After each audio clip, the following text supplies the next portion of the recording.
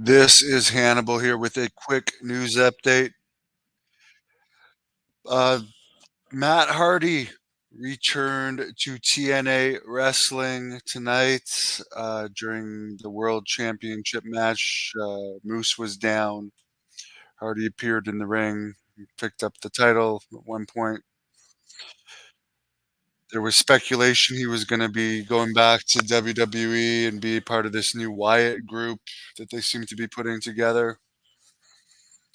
With Strowman and Eric Redbeard or whatever his name was in WWE and Uncle Howdy and all them.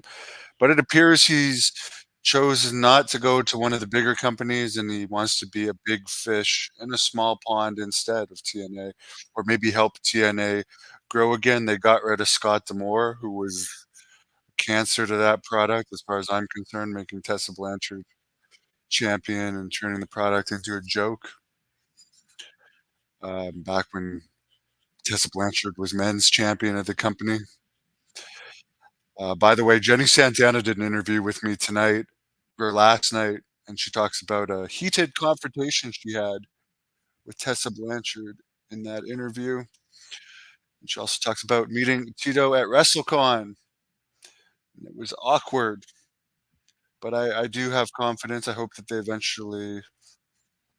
Tito eventually accepts her more. She's a very good person. Drew McIntyre supposedly has a very badly hyperextended elbow. He's working through the injury right now. According to Dave Meltzer, as far as Tony Khan's booking and the way he's set in his ways, which by the way, Jenny also talks about meeting Tony Khan in this interview. Meltzer said that Bryan Danielson is probably the only one that could talk Tony Khan out of anything. Some wrestlers have influences over their own programs, such as FTR, Moxley, and of course the Young Bucks. But he says even Kenny Omega couldn't probably talk Tony Khan out of anything at this point.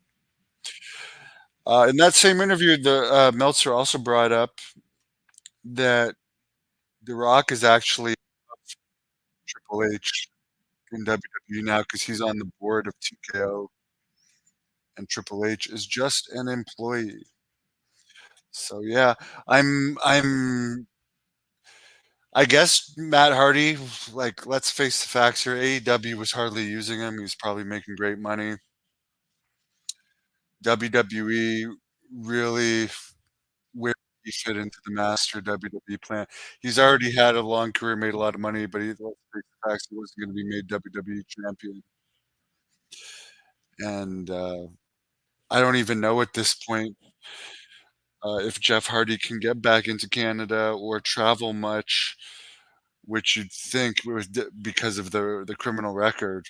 I know that they found ways around it before, but since his last WWE run, he's had other issues, and I like Jeff Hardy.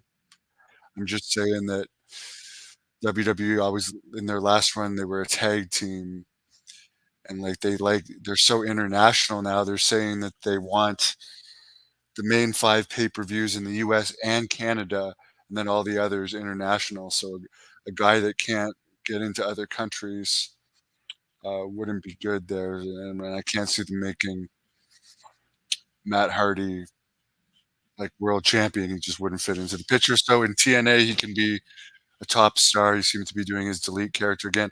I personally like him, I wish him the best, and I hope TNA I mean, I did watch the highlights of their pay-per-view. They had, like, a little highlight video, I skimmed through it.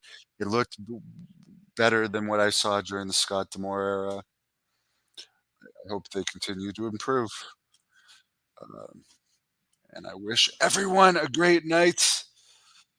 There's a new interview with Rob Van Dam playing right now on this channel. Mike Piper is good.